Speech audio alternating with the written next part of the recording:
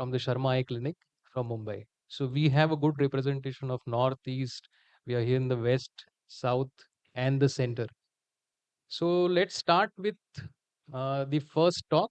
I would request Dr. Amitabh Kumar uh, to please just enlighten us. And the all the talks are here from the perspective of the general ophthalmologist regarding the anterior segment and tips and tricks for investigations in uveitis. Thank you, Samyak.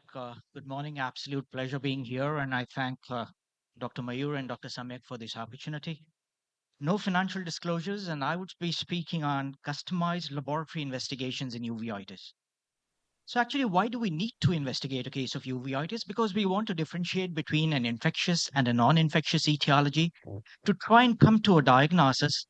And this will also help us in the prognostic information and to take therapeutic directions.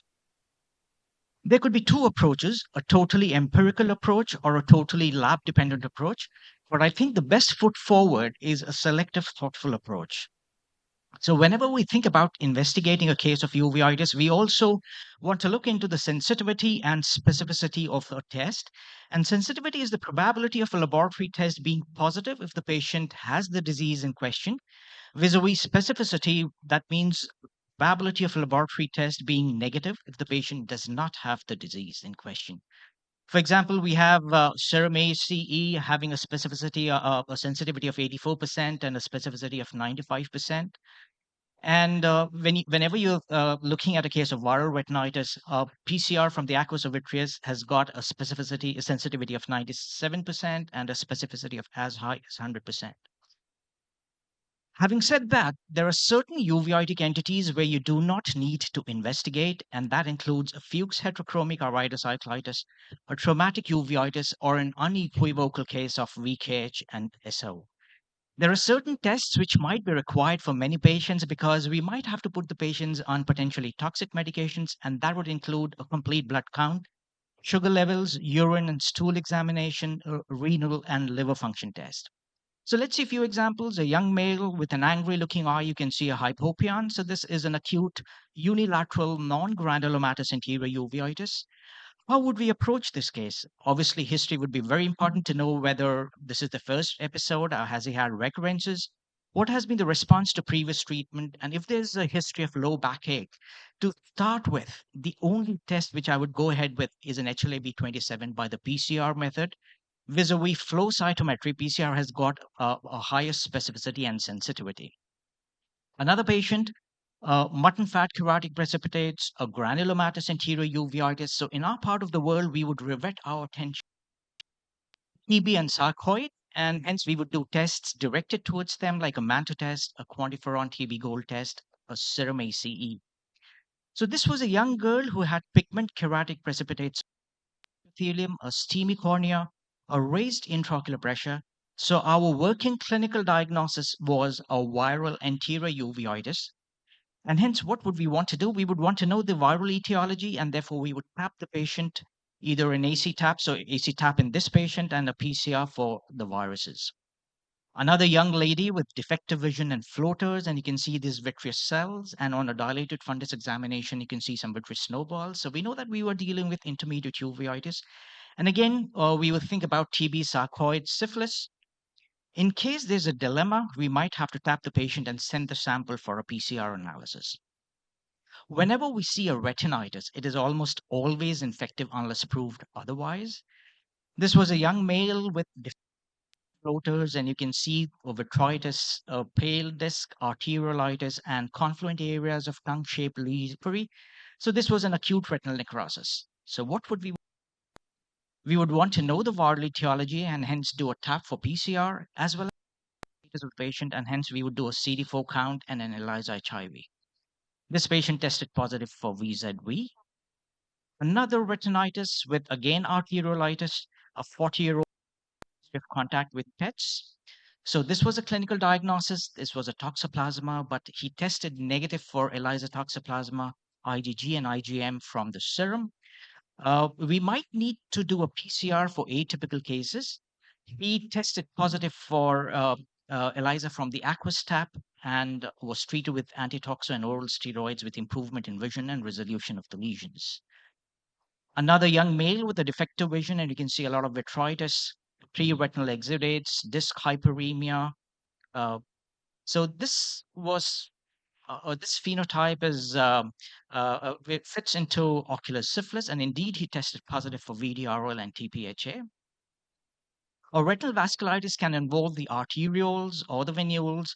So a viral retinitis or a systemic vasculitis will cause an arteriolitis, whereas TB sarcoid, Behçet's, eels will cause a phlebitis. So there's a whole gamut of investigations for vasculitis, but we wouldn't be doing everything for all the patients.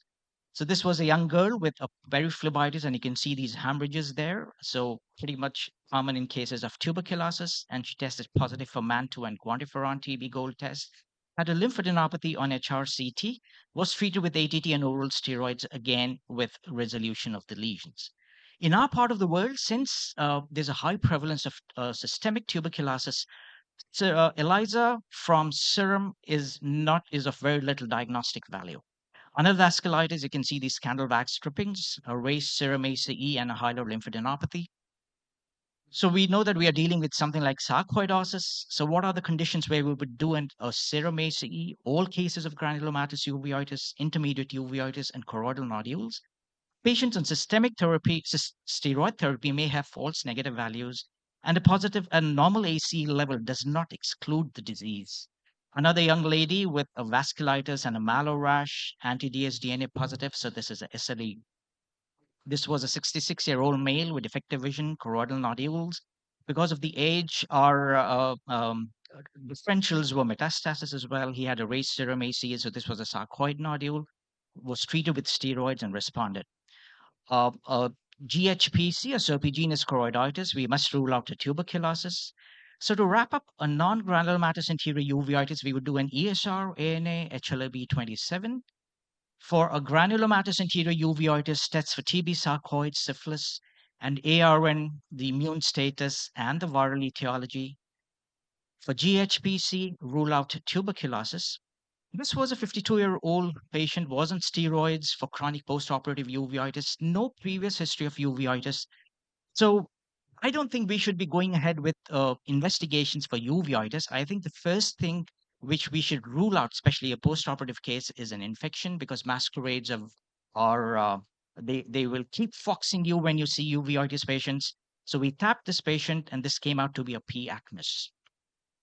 So whenever a patient walks into your office after a detailed history and an examination, you come to a working clinical diagnosis. Do only tailored laboratory investigations first. You might need extensive investigations in case the patient is not responding to your treatment or if there's a diagnostic dilemma. Thank you for a patient hearing. Thank you, Dr. Amitabh. You've given us a drone's eye view of what to order, what not.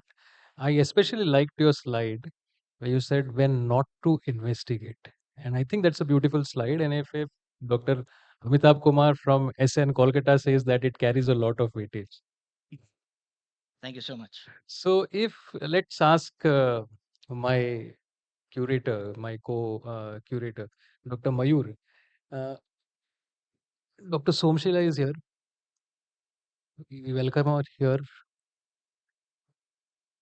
So, Dr. Mayur, if I may ask you, is there any investigation that you would not want a general ophthalmologist or any person who's seeing a uveitis patient for the first time not to do? There would be many of them, but the most common investigation, which as a general ophthalmologist, one should not do is an ANA. I think ANA is something that we all tend to do because what happens is that while we are learning uveitis, we tend to feel that HLA-B27, ANA, and this ACE, these are investigations that need to be done in all patients. ANA is something that is very specific. It is something that is used to investigate SLE. And till you don't have a clinical picture like that, I think it's futile to do ANA. Again, ANA is an extremely costly test for the patient. And if it comes positive 1+, it wouldn't have much meaning. So for me, the one test that I wouldn't do is ANA. I mean, I wouldn't do it even as a uveitis enthusiast. Thank you. So the take-home message for every one of us here is one key takeaway is targeted investigation. If you see something and you suspect something, then you investigate. And be mindful that giving a chit of blanket investigations is usually not recommended by any of the retina specialists or uveitis specialists on the panel. Thank you, Dr. Amitabh. Thank you.